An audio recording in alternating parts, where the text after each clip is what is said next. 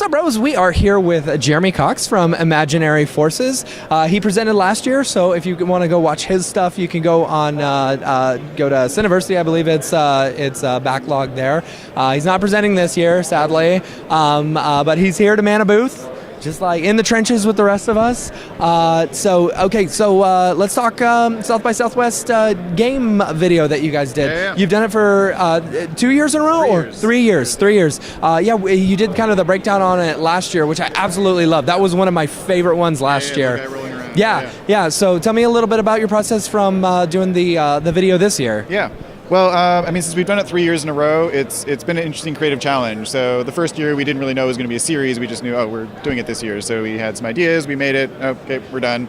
The next year, you want to come back? You want to do it again? Okay, we have to do another. What do we do now? We really didn't want to just improve on the previous one. We want to do something different. So last year it was like, okay, the first year was kind of very abstract and kind of playing off nostalgia of people in gaming and sort of like reminding people of games they used to play and things like that. And then the following year, like, maybe there's something more interesting to do there. So that's where that rolling character came in. Love the rolling character. The idea there was, it was almost like, let's create a new game. It's like we're creating a game with their logo and and it was playing off the idea of gaming. It was like the idea of like dying, respawning, playing it, and you get further and further. So it played off that. But then this year, again, it was like, let's do something totally different. I don't want to just repeat what we've done in the past. And one of the things that I was really interested in was gaming hardware, like the physical forms of gaming and the industrial design. That was something that we just hadn't touched on yet, so that'd be fun to use. And another inspiration was I was looking at a lot of photography from the Rosetta mission, which is where they literally like harpooned the comet and on it. And that was like, that's awesome in and of itself. But the photos that we got back from that were just amazing, and like all these like beautiful, really kind of dusty, kind of really high contrast photos of this kind of alien world. And I love those. So I wanted to find a way to kind of combine those. Okay, that's part of an idea. Like, okay, we've got gaming hardware, let's just stick them in that terrain. That's something. And then I got this idea of kind of this like almost miniature civilization kind of colonizing it. And that actually came from a Futurama episode. Oh, yeah. It's with the worms, right? It's actually the one where Bender's like floating through space. I know, I was a god once. I know, you did well until everyone died. He literally became a god himself, where a little meteorite hits him and like the whole civilization like spawns on his chest, and he's like the god of that civilization. So I got really inspired by this idea of like this miniature civilization. So you were being the god among these people. So our idea was, our kind of creative perspective, and it was like, we're always kind of this god's eye view of everything, and so it's always this kind of like, we're not kind of viewing it from an aerial point of view, we're viewing it from our point of view at these like little tiny characters. So that was kind of the visual inspiration, was all of that stuff. And then from there we really just started playing with it. It was a lot of previs, a lot of just trying things. We kind of knew there was some story we wanted to get where it was like these guys kind of discovering that the D20 again, which is the icon of the show. So it was like, okay, they discover it, and then, what is it? From there, it was just trying things. Like, we should probably turn on or something. Like maybe there's screens. One idea was like, maybe they're actually playing like multiplayer games on it, where it's like each screen is like a different player and playing like a multiplayer game, like each facet of it. It was one of those things where you just kind of find one thing that clicks in it and just work from there. Where we just editorially just kind of keep on changing the shots, adding shots. And one interesting aspect was that it's like there's the guitar guy playing the wrench, like the guitar guy, and so that and the guys dancing. Those were like the very first things I did on the project, and those were just tests of Mixamo, which is what we did. We used Mixamo for all the character animation, and it was just testing out, like, will this work? Yeah. And was the plan originally to keep the characters in there?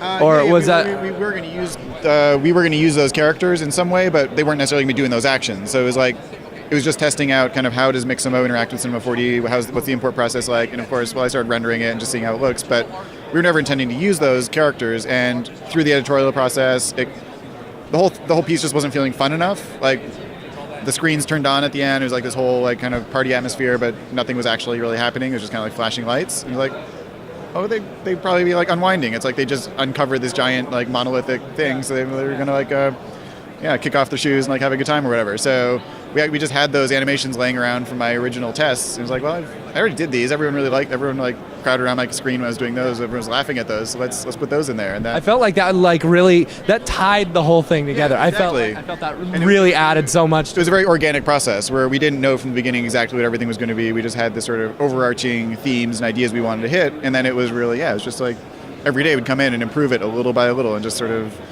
see what was missing, what worked, what didn't, and then just, that shot's not as good as it could be. Let's make that shot even better and just keep on moving forward. It's such a gorgeous, gorgeous video. You know, when we saw it originally, we're like, oh, that must be Octane, that must be Octane. And then I think we mentioned it on the podcast, and like you hit us up, and like it's physical renderer. Yeah. And that's kind of me just being kind of stuck in my ways. It's okay. And we've done a certain amount of Octane since, and actually 2 shots in at our Octane, and those like the close-ups of the guys' masks, like where you can actually see them like bobbing their head, and like the close-ups. And those, because we were all the reflections and everything, it was actually more efficient to do an Octane. But I thought the D20, I was looking at the D20 and like all the like different like crazy details. I'm like, that's gotta be it. It's like, no, that's physical render. It's like stuff that you guys are pulling straight out of cinema. It's just incredible. A lot of that stuff is really just it's treating it. I mean, it's intended to be a physical render. It's treating it physically accurate to a certain extent. Like it's actually building that, like, so it actually has panes of glass that are refracting into a screen on the inside. The screen, we're putting footage on it that actually has like a LCD texture already on it, so it actually has that texture to it. And then adding various levels of grunge and things on there, which were largely painted in Substance Painter. Oh, cool. So we were able to, with that sort of combination of different things in there, and even just like the panes of glass, adding in like smudges on it, so it actually felt like they were like trying to like clean it off and like trying to like get all the like moon dust off of it or whatever. And like, but all of that little detail is what really, I think, sold it. And yeah, again, it was just kind of like adding more and more until it looked right. And I think that's kind of a testament to like the tools don't really matter that much. A lot of it's just your eyes, and certainly some tools make it easier to do some of these things than others, but if you have a good enough eye to kind of see what you're doing and kind of see what's right about it, what's wrong about it, how to improve it, and just kind of like art direct it until you like it, it's like it doesn't really matter what the tools are. It's just completely agree. It's just working with it. Yeah. Anything we should expect to see in the future for Imaginary Forces? Well, we're already starting to think about next year's South by. So cool. We need to think about how we're going to top this last year without killing ourselves trying to do it. So. Dude, I'll tell you what, you're setting the bar higher and higher each year. Like we're digging ourselves in a hole by doing that. So we're trying to figure out how to maybe be more creatively exciting. Maybe you bring it down, and then they're like so that you can then ramp it right back up. We need to go back to abstract or something that doesn't need quite the rendering that one took, because that was certainly it looked pretty rendering. Hour-long frames in there for some of those shots. Boy. Okay.